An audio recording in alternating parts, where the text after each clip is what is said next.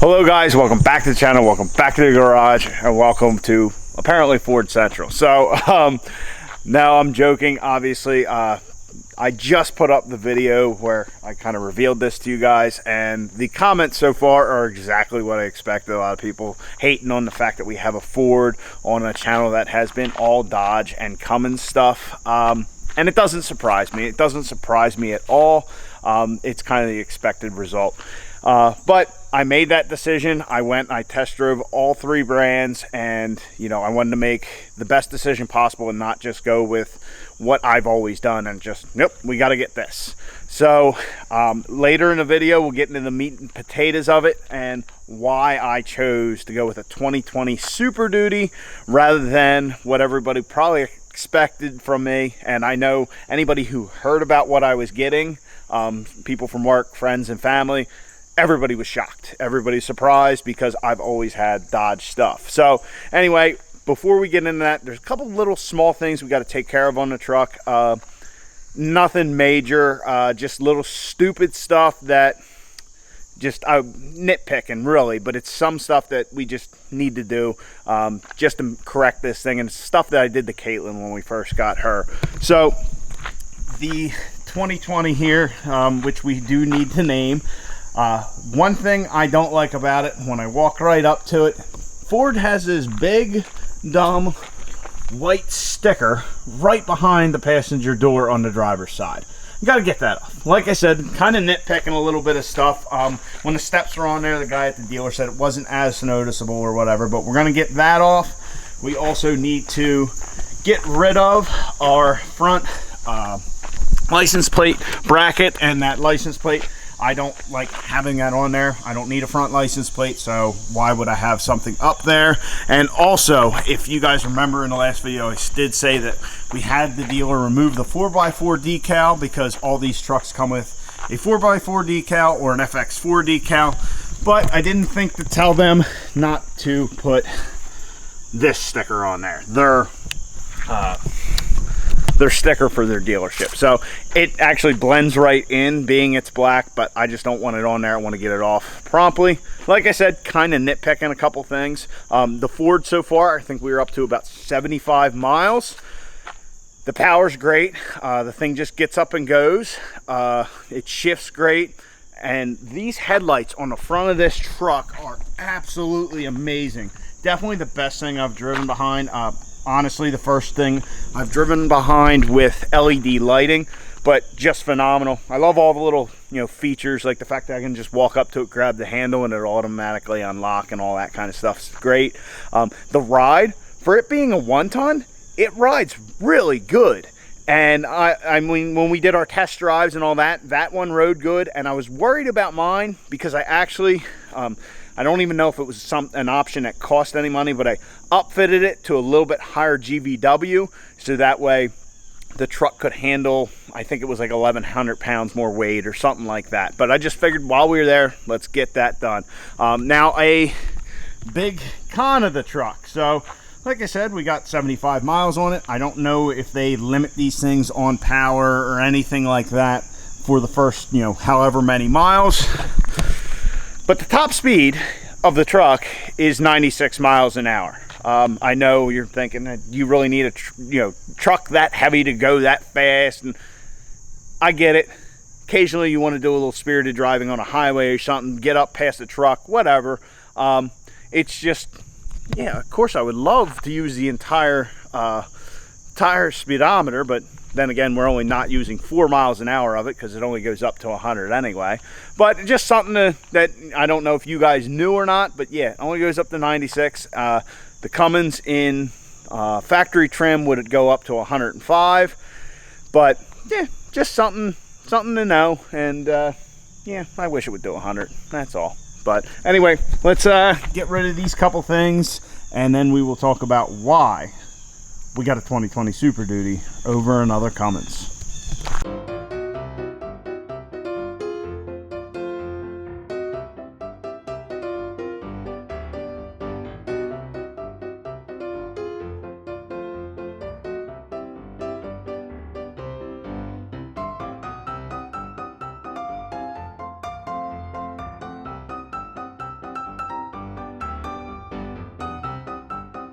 All right, so our dumb stuff is off the truck. Got the plate and bracket off the front. There's just two clips up underneath the bumper there that, you know, it slides in and you just push them and pull them out, and then the top just kind of drops off. And then got our little sticker off, very easy, being that this thing is brand new. So got that off. It just kind of stuck out. I know it's something stupid and all that, but also got our sticker off the back here. We have one little clean spot on the truck. It is dirty, but it is supposed to rain tomorrow as well.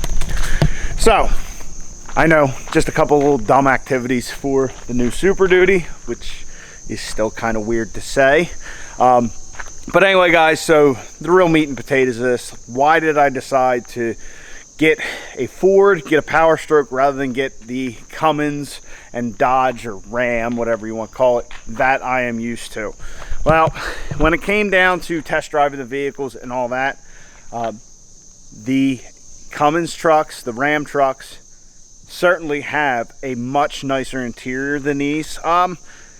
The Ram trucks, they went so above and beyond what anybody had done in the truck space as far as those interiors go. It's kind of hard for anybody to keep up. Really, I do like the inside of this truck as well. The big difference between the two, and it's kind of hard to explain, the Cummins truck, yes, like the dash is leather and just like super intricate and fantastic. The seats were awesome. And like I said, we did, you know, like a real comparison. We took a Laramie truck and compared it to a Lariat truck, so on and so forth. But the Ram truck just felt a lot more confined inside. Like, it just didn't have that open space feeling as much as the Ford does. So I don't know if the cabs are bigger, if it's just how things are. Not even 100% on that.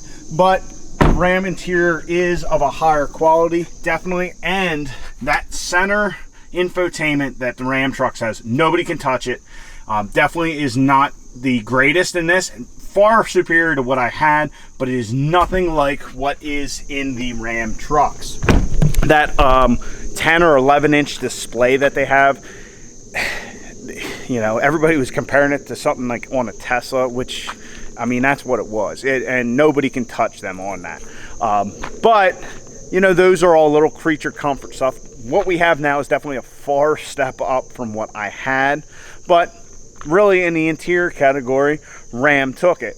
Also, ride quality, I want to say they both rode the same. I think the 3500 Dodge actually might have rode a little rougher. I don't know, you know, different road surfaces, all that, different day of the week. The Duramax truck definitely did not ride the way I was expecting it to ride. That was definitely a surprise. But like I said, as far as like the technology and the interior of the trucks, the Ram trucks definitely take the cake over the Fords. That being said, also the front end of the 5th gen Cummins, and I've said this, I actually made a video on it calling it a 5th gen because they changed so much with the engine and all that. 5th gen Cummins, I'd say yes. 5th gen Ram, as far as the 25 and 3500s go, I don't think so. The cab and the bed and all that's the same. It's just the front fascia, and now that they've been out for a couple of years and looking at them compared to a 4th gen, it just, they did a facelift. And I'm not saying Ford hasn't done that in the past or anything like that. It's still basically the same truck exterior wise as I've been riding around with the last 8 years. Yeah, it had nicer headlights, you know, and a little bit different look up front. Good looking truck, yes, but it's still got that 4th gen thing to it. When you look at them side by side, like the same kind of spec and trim package, you can see the resemblances a lot. That being said, when I was looking at the Fords, when you got one with the sport package like we do, without any chrome, I think it's a great looking truck. I really do like the looks of these things, and it's something completely different for me, and I like that. So, you know, exterior wise, take what you want and leave it. You know, it's all personal preference as far as that goes, but I think this is a dynamite looking truck. They made a little bit of upgrades from the 17 to 19 trucks, and they're hard to tell apart, but these new 2020s I still think look a lot better. So like I said, the 5th gen Cummins, Ram, whatever you want to call it, it's still kind of a 4th gen. That's my personal opinion after seeing them for a couple years and all that. So power wise, both are incredible. They both just go. They just have great power. The Cummins truck, we know, it's less clutter under the hood. It's less to deal with in that way and all that kind of stuff. But they're both pretty much on par. You figure, I can't remember the horsepower of the new Dodges, but they're 1,000 foot-pound of torque. This is 1,050. Are you going to be able to tell that? No. Horsepower on this is 475, which I think is class leading. I think the Cummins trucks might have been 450. They're all in the same ballpark power-wise, so it's really kind of just not a big deal. That being said, the big deal comes with the powertrain. So as you guys know, I had that 68 RFE in and out of that truck multiple times. Now, that being said, it was my fault the first few times, had it built to the 9s, all that. But even with it built and tuned, I never felt like the 68 really knew what it was doing. It was always trying to hunt. It was never like, you almost had to drive it by using the tap shifter to really get it to shift where you wanted it to. And I didn't like that. Now, I kind of swore off 68s and I was planning on going with a 1-ton anyway, so that would have got us into ASIN territory. Drove an ASIN truck. Wasn't really excited about how it shifted. It still kind of gave me that thought. Now, we weren't towing or anything, but it gave me that thought of it doesn't know where it wants to be and all that kind of stuff. Also, it's a transmission that's been out for like 7 years. You can't, 7 years? I guess it came out in 13, so 7 years. And you still can't tune it. Guys like Randy's, they're putting some power behind them and all that kind of stuff. But really, buying a new truck, I wanted to step into a more modern era. And that's where this thing shines. When I was looking at trucks, 19s were still on the lots at deeply discounted prices. I could have saved a lot of money and gotten the 6R140. But after driving this 10-speed, that's what I wanted. I wanted the 10-speed. I want something that tows great, that knows where it wants to be. A friend of mine has an EcoBoost with the smaller 10-speed. You get some weight behind it, and it just doesn't, it's like it's not even there. The trans shifts so smoothly, and it just, like, the transmission tuning is on point. Like, it just knows where it wants to be.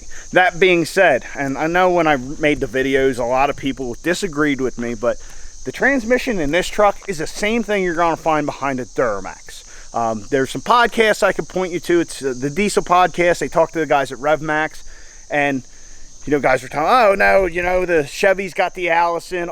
It's an Allison branded transmission. They're just throwing Allison's name on there so people will buy the things. I mean, it's all marketing. Bug just flew in my mouth.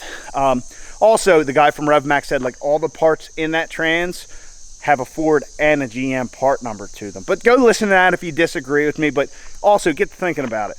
Last couple years, the ZL1 Camaro, the Ford F-150, they all have 10 speeds that are shared, and are openly shared knowledge of that between Ford and Chevy. They both put 10 speeds in their heavy duty trucks at the same time, and you don't think they work together on that? So you had two bulletproof, not bulletproof, but two better options as far as transmissions before this 10-speed came out. You had the Allison, the actual Allison in the Chevys, and the 6R140 in the Fords. Two proven, and I don't think anybody will disagree with me that they're better than a 68, definitely. ASIN, I still think the 6R140 would kick its butt. But why would those two powerhouses, GM and Ford, come together on a transmission for their heavy-duty trucks and leave those 6 speeds, that are proven behind? You must believe in your product a whole hell of a lot. So that's what I wanted. I wanted the 10-speed. I wanted to get into that modern era and get out of the 6-speed thing. I really think the Cummins trucks, it would have been a lot bigger fight for me to choose a Ford if they had gotten a little more modern, even an 8-speed automatic or a 9-speed. You hear all the rumors, but they're just still stuck in that 6-speed territory that's just become so old. Yeah, it's not like a 48 RE or anything. It drives a little better than that for darn sure. I mean, a built 68 isn't bad, but then again, like I heard a lot of those comments too. Oh, get a 3500 or 35, yeah, get a 3500 with an ASIN and then have that sucker built. Like, wait a minute, buy a brand new truck and all that, and knowing full well you're gonna have to spend $8 grand on a trans? No, I've been there and I've done it, and I was fine with it, but I'm over that now.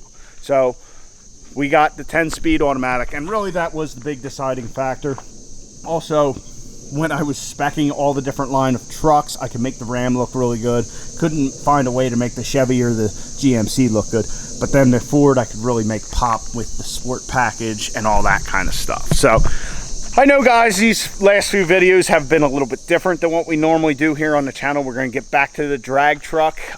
Now, I've been telling you guys we've been waiting on stuff to really get that thing lined out and maybe take a trip to get it figured out, maybe get it on a dyno and all that kind of stuff.